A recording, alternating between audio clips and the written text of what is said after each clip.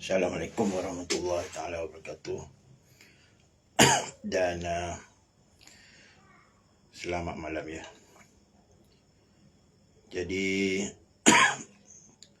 seperti yang dijanjikan, saya akan menjawab pertuduhan orang terhadap Syekh Nazim setelah dia wafat. Maka bunyilah pahat-pahat, paku-paku, seolah-olah rumah tu tidak siap. Walaupun telah diwartakan oleh Majlis Fatwa Kebangsaan, maknanya kita jujuk kembali penjelasan terhadap tomahan, tuduhan dan keliruan amalan tarekat Naqsyabandi Aliyah Syekh Nazim Al-Haqqani dan pengesahan tarekat. Maknanya setelah dijawab oleh mufti sendiri berdasarkan pada fakta-fakta dan hujah-hujah, maka ditegaskan bahawa amalan tarekat yang terkandung dalam enakmen itu tidak bercanggah dengan prinsip akidah dan syariat. Dalam frame Ahlussunnah wal Jamaah berpandukan bimbingan dan panduan para ulama muktabar. Maknanya yang bincang, yang mengesahkan tarekat ini tersesat ialah orang yang pakar dalam bidang ini lah. Sepatutnya orang luar tidak perlu masuk campur. Yang tidak bertarekat tak perlu masuk campur. Waalaikumsalam warahmatullahi taala wabarakatuh kepada saya punya sana.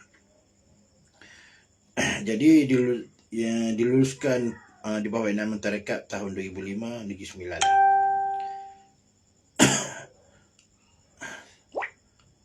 Untuk media 2 para 14. Jadi penjelasan ini menunjukkan bahawa isu-isu yang sengaja dibangkitkan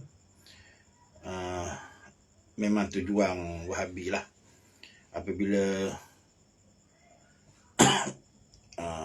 mereka balik daripada Timur Tengah, mereka akan menyerang Sifat 20, menyerang mazhab Asyafi'i dan juga menyerang amalan kerohanian penduduk setempat lah, iaitu amalan tarekat lah. Dan mereka juga anti kepada tarekat dan tasawuf. Dalam isu-isu yang tergolong dalam perbezaan pandangan para ulama, masail khilafiyah, bab khilafiyah dicanangkan. Sepatutnya semua pihak harus berlapang dada lah apabila mufti telah membuat satu ketetapan dan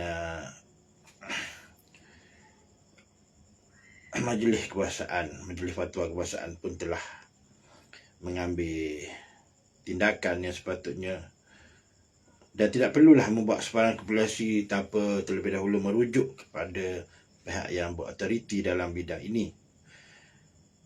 Jadi disarankan kepada mana-mana pihak yang keliru,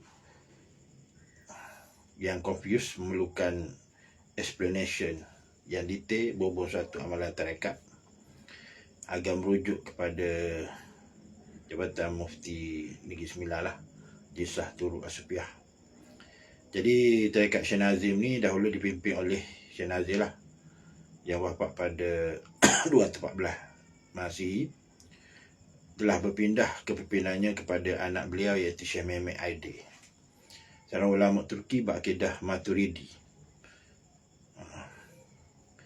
Berfiqahnya Imam Abu Hanifah lah, maknanya mazhab Hanafi lah.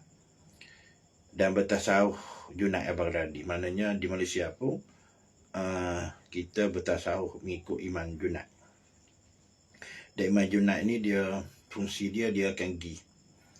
Dia dah wafat tapi kerohanian dia akan pergi kepada majlis zikir, majlis tawajuh, majlis hadrah. Tu tugas Imam Junaid.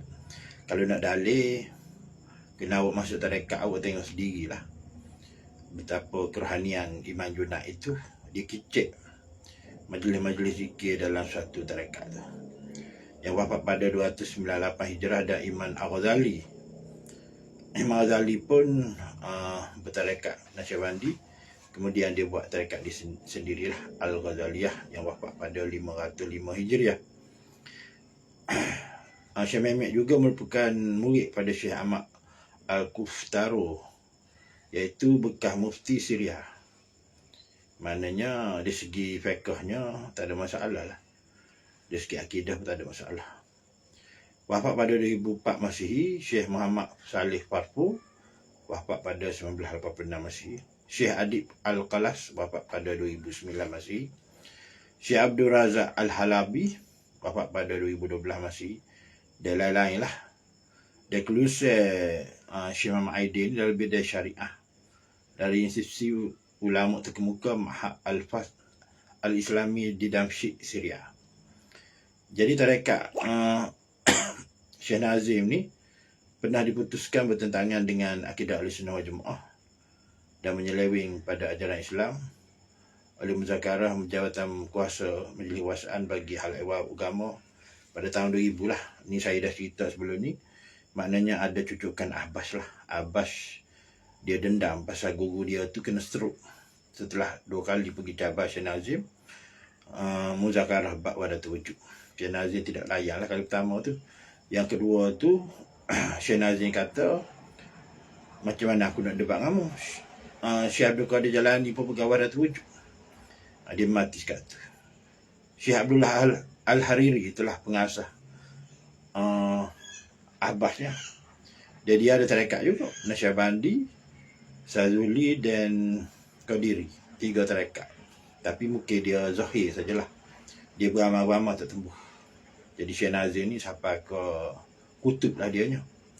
Pada 2018, Majlis Jawatankuasa Fatwa Jabatan Mufti Negeri Sembilan telah meluluskan pendaftaran tarekat ini sebagai tarekat yang sah yang diperuntukkan di bawah subsection 10.2 Enakmen Tarekat Tasawuf Negeri Sembilan 2005 telah melalui proses penilaian saringan yang rapi dan ketat oleh para ulama. Maknanya bukan pakai lulus dak. Bahas dulu, bincang dulu, muzakarah dulu. Buat takhijah apa semua.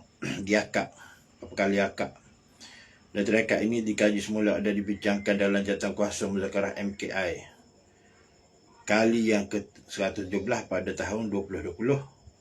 Dan MKI memutuskan tarekat ni dibenarkanlah untuk diamal oleh pengikutnya selagi tidak bertentangan dengan akidah Ahlussunnah wal Jamaah dan syariat serta urus setempat. Maknanya seperti kes baru ni, kes tarekat Naqsyabandi Khalidi, dia mendakwa lah bahawanya Imam Mahdi akan zahir pada 10 Muharram dan menyebabkan pengikutnya pecah bagi 2, dan ada yang tunggu di Mekah, dia ada yang balik, dan pihak kerajaan Arab Saudi pun tengah carilah dia ni. Jadi Majlis Jawatankuasa Negeri Sembilan ni dia mengambil tindakan yang cepat lah. Apabila tersebar je berita yang bertentangan dengan pegangan Ahlussunnah wal Jamaah, maka disita lah surau pusat pengamalan tarekat tu, dan maknanya diharamkan daripada diamalkan. Maknanya murid-murid yang di bawah Habib Shah tu dah kena cari mursyid lain lah. Tu cerita dia. Kalau dia masih nak mengamalkan. Maknanya ibarat dia babah ni sudah tidak pergi ke destinasi yang sepatutnya. Jadi Pak Terakat memaklumi terdapat beberapa potongan video yang viral di medsos sehingga membawa salah faham di dalam kalangan masyarakat, seperti video yang selalu diputar, selalu ditular, iaitu Syekh Aidil dalam satu majlis tu terdapat tu di Europe. Maknanya orang yang kita nak tarik masuk dalam tarekat, contohnya orang kaki disco, kaki joget, di Amerika orang negro suka rap. Jadi kita tak boleh nak sekat dia punya naluri dia, insting dia, kebudayaan dia, darah daging dia. Macam Rasulullah juga. Rasulullah mula-mula nak ajak sahabat solat, ada yang sahabat yang mabuk minum arak. Rasulullah tidak kata tegah dulu. Maknanya biasalah Rasulullah akan tunggu wahyu. Dan Allah Ta'ala pun sendiri tidak kata kalau bang arak tak boleh solat. Mana solat dalam keadaan berbang arak, keadaan ialah sahabat orang Arab, dia kuat mabuk. Begitu juga kita nak tarik orang Europe, dia kaki dancing. Dia pergi, dia jumpa syekh tu kadang-kadang pelacur. Orang Europe, dia mana pakai tudung. Jadi apabila dia nak dekat dengan Islam, kita tak boleh, tidak perlu kerah. Dan tidak boleh kerah. Kita kena masuk slow-slow. Tapi apabila video ni sapa ke negara kita yang penuh tata susila, kebudayaan timur, maka menimbulkan kontroversi dan fitnah lah. Jadi video yang tular mempakai Syekh Bahauddin Syekh menari bersama iringan muzik Syekh Mehmet tu tadi, merupakan video yang lama pada 2012 di Jerman atas jemputan komuniti mualah di sana lah. Rakaman tersebut dalam Temasyah Farah, bukan dalam majlis zikir tarekat atau selawat. Maknanya bukan hadrah tarekat lah. Kalau tarekat dia berdiri, dia rokok-rokok gitu ke. Kalau Naqsyabandi Aliyah, sebab dia sama seperti zaman khilafah Turki Uthmaniyah lah. Maknanya Sultan Muhammad Al-Fatih pun dia, zaman dia tu memang Malawi. Sebab tarekat Naqsyabandi Aliyah ni dia gabung 3 tarekat, Qadiri, Malawi. Sebab tu dia ada pusing-pusing tu. Sepatutnya memanglah asalnya tidak dibenarkan percampuran lelaki perempuan, tapi tu orang yang baru perlu Islam. Dan mereka ni dalam jahil. Jadi Syekh tak kena berkerah. Maknanya kena tarik slow-slow lah, seperti menarik rambut dalam tepung. Walau bagaimanapun, apabila video tersebut sampai kepada ayahandanya, iaitu Syekh Nazim Al-Haqqani dan kekandanya Syekh Mehmet Aidil, maka ayahanda kekandanya telah menegur perbuatan Syekh Bahauddin lah, Syekh adik dia lah. Syekh Bahauddin telah menyisapi kejadian tersebut lah. Seperti yang sedia maklum, maknanya Syekh Nazim tu tegur. Maknanya mendatangkan fitnah. Mursyid tarekat Aliyah kini adalah Syekh Mehmet lah, bukan adik dia lah, Syekh Bahauddin tu. Jadi berkenaan zikir huyah, iaitu lafaz domeh huwa lah. Ia juga adalah zikir yang diamalkan oleh tarekat-tarekat tasawuf mutabah, bukan saja Naqsyabandi, seperti Sazili, Ahmadiyah, Idrisiyah. Zikir ini hukum dia harus menurut hukum syarak, seperti yang telah dijelaskan dalam Irsyad Fatwa nombor 254 Pejabat Mufti Wilayah Persekutuan oleh saya bersama Datuk Seri Dr. Haji Zulkifli Muhammad Al-Bakri pada tahun 2018 lah, 13 Oktober. Ia juga merupakan amalan beberapa ulama universiti di Al-Azhar Mesir lah, yang menjadi institusi Ahlussunnah wal Jamaah dan rujukan umat Islam lah. Di antaranya ia mengamalkan zikir ni Syekh Al-Azhar Abdul Halim Mahmud, ia wafat pada 1978 Masihi, dan mantan Mufti Mesir Profesor Dr. Ali Jummah. Ini semua kenal.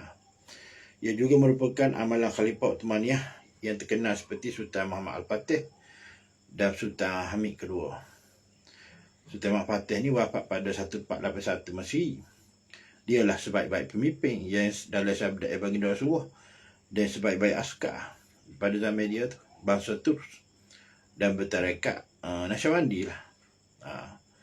Cuma Naqsyabandi menjadi kalau tak silap macam Sahuddin Ayyubi itu mengamalkan tarekat Qadiri, yang sebenarnya masyhur dalam sejarah Islam sebagai ahli tasawuf dan menganut tarekat sufi. Antara hujah Al-Quran, Sunnah serta pendapat para ulama keharusan berzikir yang lapahu ialah seperti hadis Hasan sahih daripada Asma binti Yazid radhiyallahu anha, beliau meriwayatkan bahawa sungguhnya baginda Rasulullah bersabda, nama Allah yang paling agung, Ismu Azam, terdapat dalam kedua-dua ayat Al-Quran ini, surah Al-Baqarah.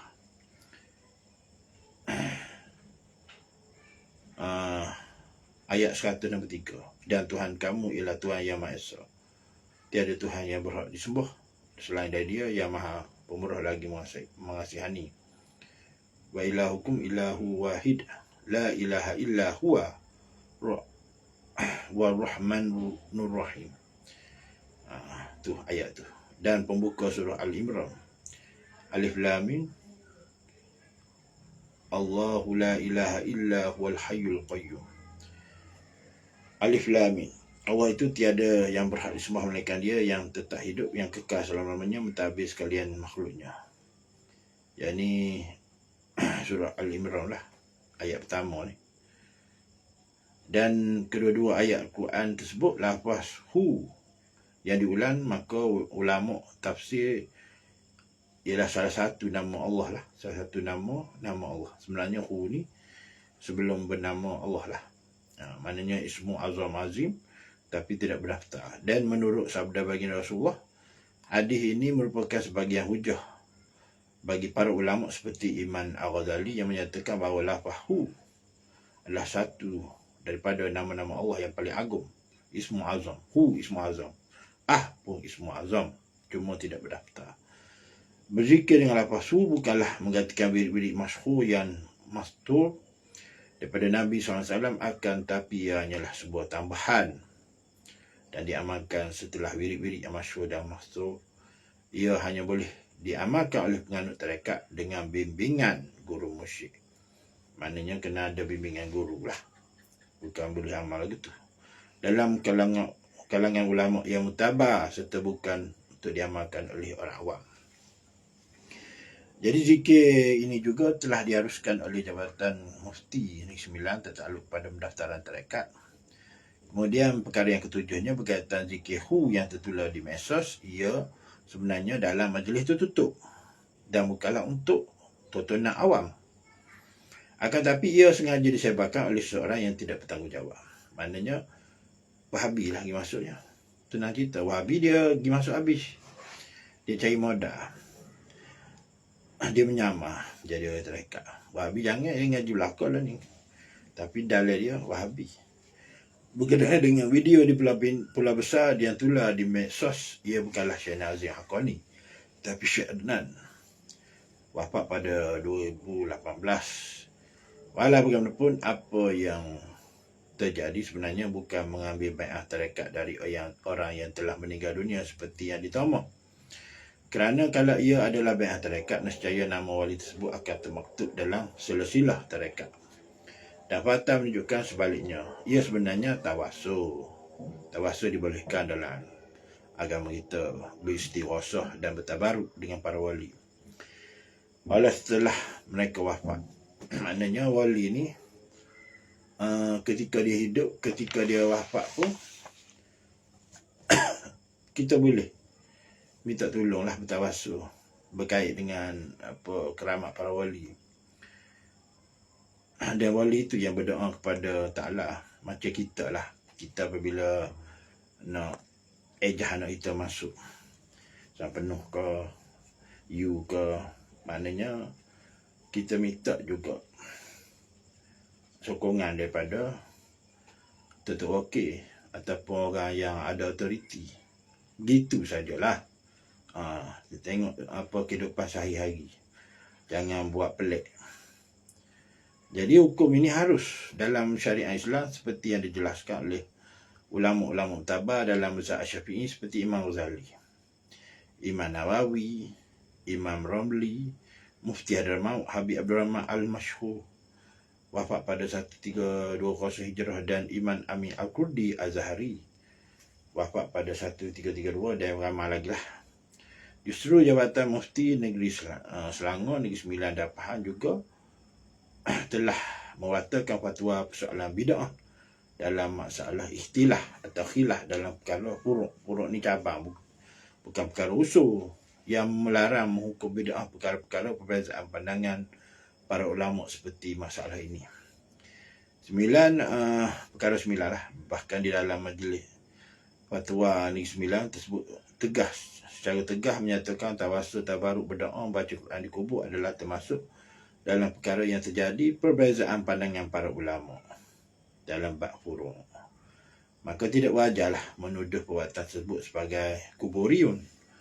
Walau bagaimanapun tingkah laku dalam video itu sepatutnya tidak dilakukan oleh Syekh Adnan kerana tidak sesuai dengan urus tepat. Maknanya labuk oleh kita ni tak sesuai lah. Justru itu Syekh Adnan telah bertaubat minta maaf pada tahun 2014 di Pejabat JAKIM. Dia minta maaf ke JAKIM. Manakala tarekat di bawah kepimpinan baru oleh Syekh Mehmet Aidil memberi jaminan bahawa amalan upacara seumpamanya telah lama ditinggalkan. Video ini adalah rangkaman penyiasatan hak milik kerajaan Malaysia yang tidak sepatutnya disebar kepada orang awam. Kemudian berkenaan amalan mencium kaki ibu bapa, guru, orang yang lebih tua, ia sunat mengikut mazhab kita, mazhab Syafi'i. Seperti yang telah dinyatakan secara jelas oleh Al-Imam Nawawi dan Imam Ibn Hajar Al-Haytami wafat pada 974 Hijri dan Imam Ramli. Walau bagaimanapun perbuatan ini bukanlah sebahagian daripada amalan biasa dalam tarekat. Ia mungkin hanya terjadi secara kebetulan pada masa-masa tertentu mengikut urus tepat yang dianggap tidak ganjil dan menerima amalan seperti di India seumpamanya. Memang kalau di India tu setuh kaki hormat, bukan sujud, nampak macam sujud. Dan sahabat baginda pun ada dalam sejarah sirah baginda Rasulullah. Cuma orang nak sebut nama takut salah nama, jadi viral pula. Ada sahabat maknanya hormat pada baginda, setuh kaki baginda. Baru balik daripada peperangan lah. Berkenaan gambar bersalaman Syekh Nazim dengan wanita tu perlu dimaklumi bahawa itu masalah perbezaan pandangan para ulama antara empat mazhab. Sebab dia mazhab Hanafi. Perkara Hanafi tak ada masalah. Ketika mana bersalaman dengan wanita yang tua, ajus, yang tak ada nafsu syahwat tak ada dah. Perkara ke-10, sedangkan menurut mazhab Hanbali terdapat sebuah riwayat dari Imam Ahmad bin Hanbal wafat pada 241 Hijri yang berpendapat ia adalah makruh secara mutlak dan bukannya haram. Oleh itu, Darul Ifta Al-Misriyah, Jabatan Mufti Republik Mesir, telah mengeluarkan sebuah fatwa yang menyatakan isu bersalaman antara berlainan jantina adalah isu terdapat perbezaan pandangan antara ulama yang tidak sepatutnya menjadi sebab saling kita menyesak antara satu sama lain lah. Mazhab kita memang tak boleh kita mazhab lain. Walau bagaimanapun disebabkan Malaysia lazimnya Syafi'i. Belabuk tempat kita tak boleh, sebab kita mazhab Syafi'i. Maka pihak tarekat telah dinasihatkan pada 2018 oleh Jabatan Mufti Kerajaan Negeri Sembilan. Mana Jabatan Mufti Negeri Sembilan ni nasihat kepada pihak tarekat tersebut untuk tidak membenarkan hal tersebut berlaku. Bukan tidak nasihat. Oleh itu pihak tarekat berkomitmen untuk memastikan para murid menjaga adab dan sensitiviti sebab kita mazhab Syafi'i sesuai dengan nasihat Jabatan Mufti Negeri Sembilan lah. Jadi perkara ke-11 pihak tarekat juga ingin maklumkan bahawa persoalan yang dijelaskan di sini juga pernah dijelaskan dalam Mesyuarat Jilsah At-Turuq As-Sufiyah Negeri Sembilan pada 2016. Temu duga dengan JAKIM pada 2019. Muzakarah MKI kali 117 pada tahun 2020. Jadi seperti yang dijelaskan oleh pengurusi Muzakarah MKI yang berbahagia Datuk Wan Zahidi Wan Teh. Inilah video dia kata pasal apa. Setelah dalam meeting tu Asri sendiri, Mazhar, tidak berkukuh. Dia sendiri setuju. Tiba-tiba apabila dia keluar daripada meeting tu, dia jadi cocok ke Salmi Ali pula. Suruh konsep tarekat ni. Dalam mesyuarat mufti-mufti, dia tak berkukuk senyap kote, senyap adik. Bahawa tarekat ini telah dikaji semula, buat kajian balik. Dan dibincangkan dalam jabatan kuasa Muzakarah MKI kali ke-107 pada tahun 2020 lah. Dan Muzakarah 11 suara lah. Mana 11 suara tu termasuk mazhab sendiri lah, memutuskan tarekat ni dibenarkan dan diamalkan oleh pengikutnya selagi ada prasyarat dia tidak bertentangan dengan akidah Ahlussunnah wal Jamaah dan syariah serta urus tempat. Oleh itu keputusan terdahulu pada tahun 2000 berkaitan dengan tarekat ni tidak lagi terpakai, maknanya masuk lah. Bukan berkenaan dengan ayat tadi, selagi tidak bertentangan dengan akidah Ahlussunnah wal Jamaah dan syariah serta urus tempat. Bukan bermaksud tarekat ini bertentangan dengan akidah Ahlussunnah wal Jamaah dan syariah sebagaimana yang cuba gembar-gemburkan oleh segelintir masyarakat yang tidak faham. Biasanya Wahabi tidak faham ya. Tapi hanya sebagai penegasan kepada syarat umum sahaja. Ini sangat jelas kerana tidak mungkin mesyuarat tersebut memutuskan bahawa tarekat ini dibenarkan untuk diamalkan dalam keadaan ianya bertentangan dengan akidah Ahlussunnah wal Jamaah dan syariah. Tambah ayat tidak bertentangan dengan urus tempat pula adalah sebagai panduan agar tidak timbul, macam saya kata tadi, fitnah tidak baik detekan daripada amalan tarekat ya, walaupun dibenarkan oleh hukum agama. Tapi sebab labuk tempat kita ni lagu lain. Macam tempat kita lah biasa berzikir sambil duduk. Ada tarekat berzikir sambil berdiri. Jadi pelik tempat kita ni. Walaupun dalam ayat Quran tu ada hendaklah kamu mengingati Allah dalam keadaan duduk, berdiri dan berbaring. Ada perkataan berdiri di situ. Tapi sebab kita ni ganjil, maknanya asing, tak biasa tengok berzikir dalam keadaan berdiri. Jadi menimbulkan salah faham lah, salah sangka yang tidak sewajarnya.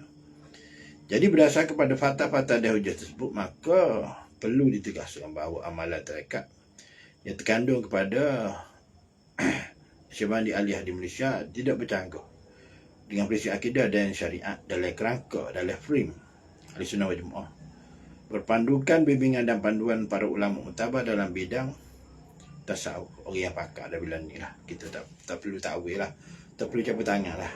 Kalau kita bukan orang tarekat, mana duduk tepi lah. Seperti yang diluluskan di bawah enakmen tarekat pada tahun 2005 Negeri Sembilan.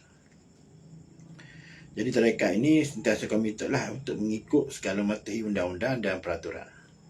Maknanya kalau macam jadi super Habib Shah tu tadi, maknanya ditarik balik lah, diharaikan lah.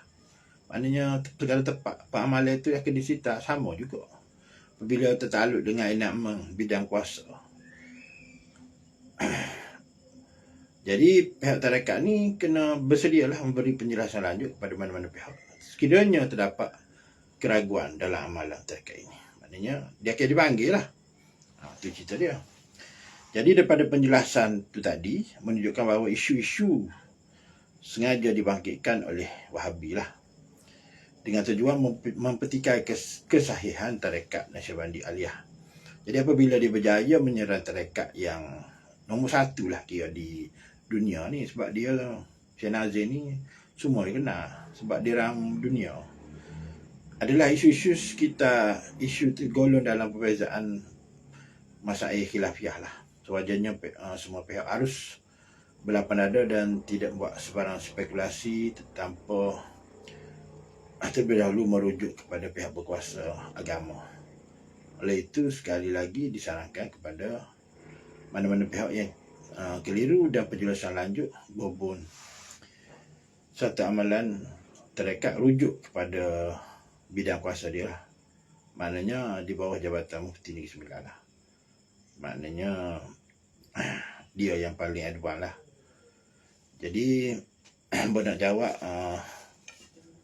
isu lain yang ditimbulkan, kalau ada, Allah SWT berkata melalui wali. Memanglah kalau kita amati dalam kitab pun dia kata rahsia di antara wali dan Allah Ta'ala dengan wali ni, kekasihnya ni. Wali ni kekasih Allah Ta'ala. Jadi malaikat yang menanggung aras tu tidak tahu apa yang dibisikkan. Dia direct. Tu. Ambil jawab reka-reka ni. Lepas ni ambil pergi kepada isu-isu yang menarik lah dalam 22 pertuduhan ni. Yang kedua, para wali berjumpa Nabi setiap malam. Ni bab yang Ghazah. Contohnya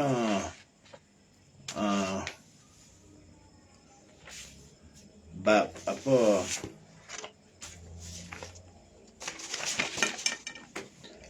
bab Syekh Nazim jumpa Imam Mahdi pada tahun 1960. Cara Yaqazah, cara ruh. Turun di dunia, ruh maknanya ruh dulu, hakikat dulu, baru jasad. Jadi biasalah kalau wali tu boleh jumpa bagi Rasulullah, mana bolehlah juga jumpa Imam Mahdi. Dalam buku Mesyi Ocean tu dikata dia gua ke. Guna tidak boleh meminta terus kepada Allah melainkan melalui wali. Yang ketiga, maknanya contoh macam ni, kalau awak nak pergi jumpa yang di-Pertuan Agong, mesti awak kena tahan di pengawal istana lah. Kecuali kalau awak pergi dengan orang yang di-Pertuan Agong itu apa, dia selalu keluar masuk. Begitu juga dalam hal ni. Saya jawab reka-reka dulu. Wali kutub diberi kuasa untuk mengawal alam semesta. Memanglah. Dalam ayat tu dikata, aku tidak mengubah nasib satu kaum, melainkan kaum itu mengubahnya. Dan ayat apa, fa'alhamaha fujuraha wa taqwaha. Aku ilah kepada kamu dua jalan, jalan baik dan jalan buruk. Maknanya macam mengambil nyawa. Dak, maliki maut. Dak, itu tugas. Kau tak Allah ambil sendiri nyawa. Maknanya ada tugas-tugas dia lah. Begitu juga wali. Macam Nabi Khidir yang menjaga air, sumber air. Nabi Ilyas yang menjaga hutan, maknanya herba. Dua nabi di bumi dan dua nabi di langit. Nabi Isa alaihissalam yang diangkat, ditukar rupa dengan apa Yahuza tu. Dan Nabi Idris yang kata dia bagi tahu ke Maliki Maut, dia nak merasai mati, Maliki Maut cabut nyawa dia. Dia paling perlahan. Dia kata sakit mati ni, seperti menarik kapas pada duri. Dan dia kata nak pergi tengok neraka, lepas tu nak pergi syurga. Lepas tu malaikat Ridwan kata, cukup dah, tanya ni, mu kena keluar. Tiba dia kata, sender dia tinggal, dia kata, dia nak pergi ambil. Lepas tu lah sekali dia tak ada keluar lah. Dia tambah nak duduk sini. Mana boleh duduk sini, mu apa, tak siapa ajar lagi. Mati sekali sore aja, aku duduk dalam ni. Tu boleh ada tu. Jadi wali di kubur berkuasa, beri perlindungan. Saya cerita tadi lah. Maknanya isu wali boleh panggil dalam kubur ni berkait rapat dengan wali. Bukan saja semasa dia hidup. Mencari wali, mencari orang soleh ketika hidup atau ketika mati sama saja. Itu ada dalam kitab. Apabila kita berdoa, kita ni kutub berhak ataupun tamadah.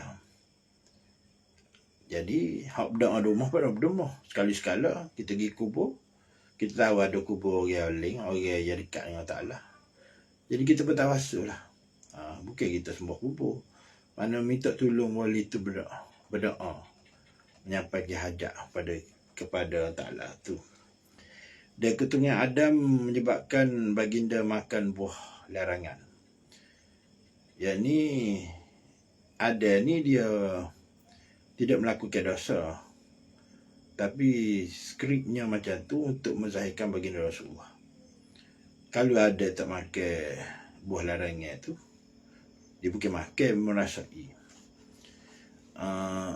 Maknanya tak zahir lah umat Muhammad. Dia tak zahir lah bagi Rasulullah tu. Dia ikut skrip lah, maknanya dia patuh. Kita nampak lah dia macam langgar, tapi sebenarnya dia ikut skrip. Dan di syurga tu bukan tempat beranak pinak. Dia kena turun ke bumi. Ni yang jawab sendirilah. Tapi ada sebenarnya jawapan yang ditulis oleh Morocco. Nanti yang berbaca lah. Yang berjawab dulu. Ayat hukuman Abu Lahab ni sekadar peringatan. Maknanya Abu Lahab dah, ni yang ketujuh lah, Abu Lahab dah meninggal. Jadi larangan tu, peringatan tu kepada kita lah.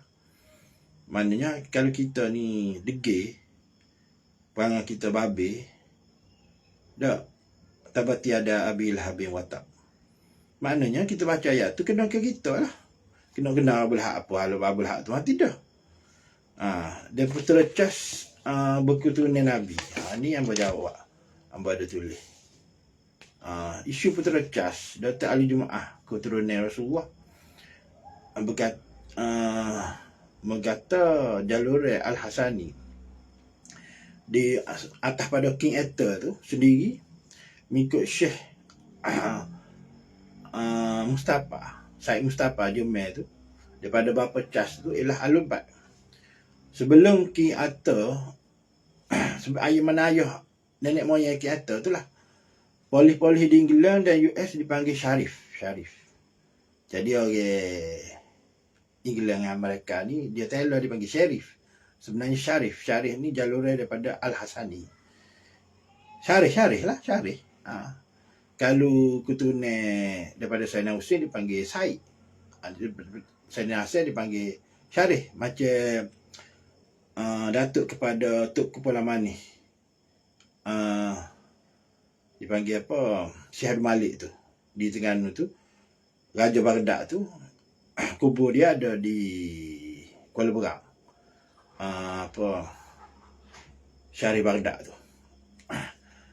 Jadi Syarif ataupun Syarif ni, dia bukan perkataan Inggeris. Dia perkataan Arab, Syarif. Daripada keturunan Syekh Abdul Qadir Jalani. Maknanya dia mengantau ke Sepanyol, Perancis, England. Dan apabila dah sampai di England ni, raja-raja di England hormat pada keturunan Syarif ni. Dia keturunan Rasulullah ni, dia ada wakilah lah, dia kata. Dia bukan pergi mengatas sajalah. Macam Wali Songo lah. Wali Songo pergi ke Tanah Jawa. Dan keturunan Tok Kepala pergi ke Terengganu ni. Maknanya orang hormat. Diberi, maknanya Raja Inggeris bagi satu tugas sebagai penggawa lah, Tok Gawa di Kelantan ataupun Tok Ngulu yang mengawal keamanan dah, menolong Raja Inggeris ni. Sebab dia ada keramat, ada karamah, ada kemuliaan. Keturunan Rasulullah ni. Dan apabila dia mati, polis di US dipanggil Syarif lah. Sebenarnya Syarif keturunan Al-Hasani. Jadi kena anak perempuan Raja England ni kena ke Syarif ni. Maknanya atas pada King Ether tu lah. Kahwin dan dalam paper lama pun ada orang jumpa Asasilah putera cas ni. Dan putera cas sendiri mengaku dia keturunan Rasulullah sallallahu alaihi wasallam. Jadi Dok Bustani Blair sebagai wali Allah ni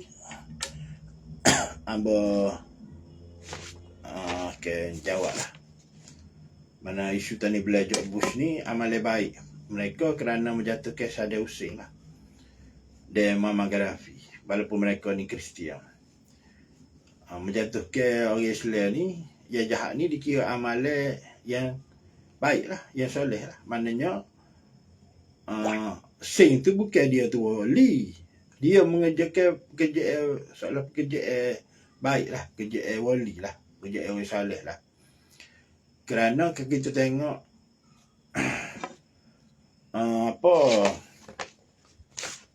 kita tengok Saddam Hussein ni, dia pernah bunuh satu bandar tu berkelepangan, termasuk kanak-kanak, budak-budak. Memanglah penduduk Kurdis tu Syiah, tapi budak-budak dia tak tahu apa kanak-kanak tu. Dia walaupun Saddam Hussein ni ada baik dia, tapi dia zalim lah. Satu bom bom kimia beracun di bandar Halabja, Iraq. Tembok dengan roket, akibat satu bandar tu dia diambil oleh bangsa Kurdis. Habis tu kebal lah. Tepi-tepi jalan boleh tengok. Maknanya kanak-kanak budak-budak berkelebangan mati. Bukan bom biasa, bom beracun kimia, senjata kimia. Jadi Allah Ta'ala ni balas balik lah. Jadi Allah Ta'ala ni dia ikut sangka umat dia, maknanya buat jahat dia balas jahat lah. Memang tidak dibalas oleh orang yang baik, dibalas oleh orang yang zalim jugalah. Macam George Bush dengan Tony Blair tu tadi. Jadi mengenai Muammar Gaddafi ni pula, dia merapas kuasa daripada Sultan Sanusi. Maknanya Sultan Sanusi ni Syekh Tarekat yang menjadi raja pertama di Libya tu, yang menghalau penjajahan Itali tu. Jadi dia rapas kuasa daripada khalifah yang menjalankan sistem pentadbiran Islam yang sebenar lah. Di Nadrih ada hukum wuduk. Jadi tak pelik lah kalau Allah Ta'ala menggerakkan Tony Blair dan George Bush ni tadi menggulingkan Muammar Gaddafi dan Saddam Hussein tu tadi. Pasal Nur Muhammad ni isu yang tengah hot sekarang ni, di mana ni yang ke-10 lah, di mana seorang ustazah perempuan itu dia buka balik kitab Musnad Abdul Razak ni. Mungkin dia ada kitab lama. Dr. Zaimi kata tak ada dalam Musnad Abdul Razak, tapi dia buku ada. Kita tengok kitab dia betul pun kitab lama, okey. Jadi Wahabi ni dah banyak memasuki kitab dan banyak koyak helaya kitab. Jadi banyak hadis-hadis yang dibuat berkenaan dengan kemuliaan, keagungan, kehebatan baginda Rasulullah. Jadi kita tak perlulah berpegang kepada Wahabi ni, sebab dia memang modus operandi ialah untuk kita ni ikut dia dan memandai Rasulullah tu sebagai manusia biasa. Kalau kita pergi Rasulullah tu manusia biasa, maknanya jatuh akidah kita lah. Dia benar saya nak tengok yang dijawab oleh Al-Hadad ni. Adakah ajaran Syekh Nazim seperti yang ke-10 tadi, Allah ni selain dengan ajaran Al-Sunnah wal Jamaah atau tidak? Ya, menurut sejumlah besar para syuhuh, syekh-syekh ni dikata jamak, ulama dari Ketua Negara. Di Mesir, Dr. Al-Jum'ah, Dr. Al-Tayyib, Syekh Mahmud Buhai, Syekh Ahmad Amir, Syekh Salah Al, di Nasar dan ramai lagi lah. Di Jordan, Putera Ghazi dan Muhammad, Syekh Ahmad Mustafa Al-Khudri.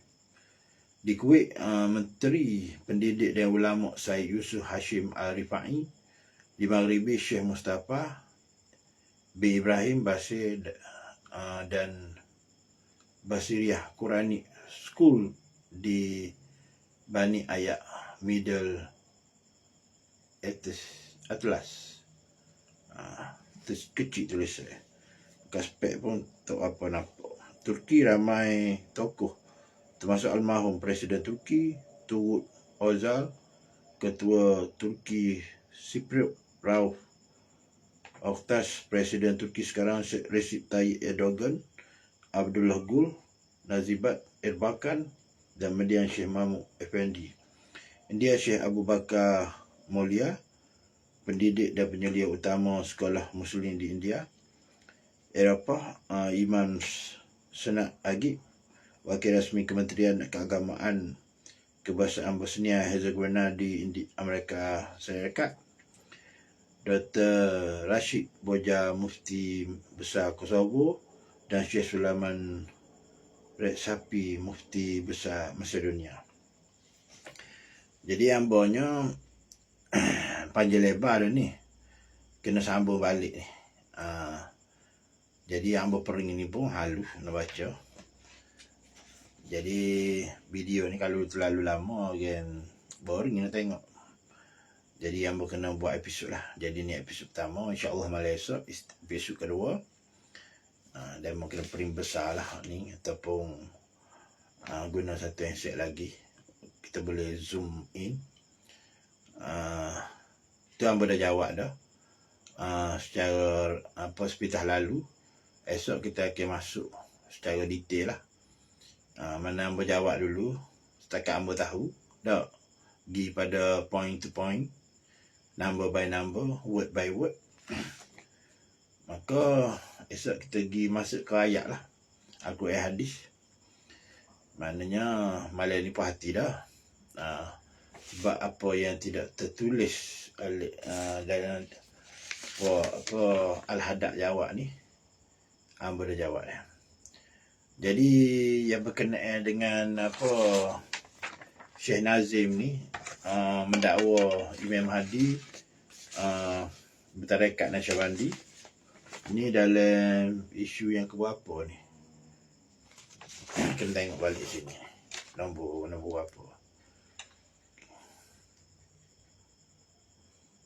Nombor 20. Imam Mahdi bertarekat Naqsyabandi dan tarekat lain semua sudah hilang kuasa. Naqsyabandi sebenarnya ibu tarekat. Yang berbawa lah ni pun Naqsyabandi. Sebab Imam Mahdi ni orang yang mendapat rahsia tertinggi sir. Maknanya daripada 4 sahabat tu, Sayyidina Abu Bakar lah. Bukan kerana amalan dia, sebab sir, rahsia dalam dada dia. Lebih hanya Abu Bakar ni bukan sebab amalan, tapi sebab sir, rahsia. Dia kalau tak ada benda nak bercakap, dia kulung batu. Dia bukan ambil batu ni, dia basuh-basuh kulung dalam mulut dah. Mana dia tukar lidah ke langit, kulung hati lah. Rahsia makrifah, maknanya rahsia dalam kalbu dia memandai Rasulullah lah. Jadi apabila dia pandai Rasulullah tu, dipandai Allah Ta'ala. Dia ada kata-kata sahabat tu. Sayyidina Ali dipandai Rasulullah tu, dipandai lagu mana, Sayyidina Utsman pun lagu mana, Sayyidina Umar pun lagu mana. Ada sahabat tu dia pandai Rasulullah dulu, baru dia nampak Ta'ala. Ada sahabat tu dia nampak Ta'ala dulu, baru dia nampak Rasulullah. Ada sahabat tu dia nampak kedua-dua sekali. Dia tengok Rasulullah tu, dia nampak Ta'ala, nampak Rasulullah. Takkanlah Imam Mahdi tak dapat rahsia sir. Sedekah dia yang diislahkan oleh Allah Ta'ala dalam satu malam. Tentulah rahsia ni bersambung dengan Sayyidina Abu Bakar. Pada hakikatnya secara tak langsung, Imam Mahdi ni boleh dikatakan bertarekat Naqsyabandi lah. Tapi pada zaman akhir zaman sikit lagi, dia bukan nama Naqsyabandi, dia nama Muhammadi ke, dia nama dia lah. Sebab tarekat ni disebutkan kepada nama Syekh tu. Pada zaman Rasulullah tu bukan nama Naqsyabandi, nama Ilahiyah Muhammadi. Habis begitulah. Lepas tu Siddiqiyah, lepas tu Gujwani, Khawajakan. Zaman Sayyidina Abu Bakar tu Taifuriyah.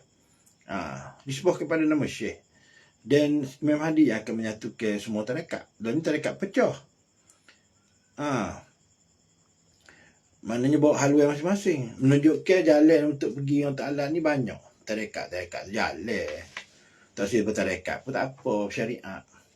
Tapi segawat kena banyak lah. Siapa juga.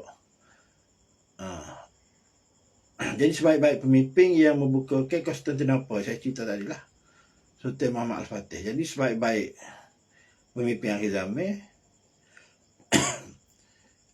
ia dapat mewarisi sir lah.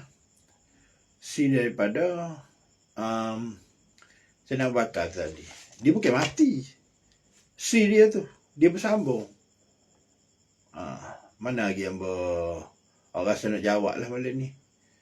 Rasa dah jawab habis dah. Mana yang bertulis lah ni. Jadi episod kedua kita lebih mendalam lagi lah. Jadi dah pukul apa dah? Tak di start 10 lebih. Habis kurang lah ni. Amusudai dengan lapas yang mulia. Wabillahi taufiq wal hidayah. Wassalamualaikum warahmatullahi wabarakatuh.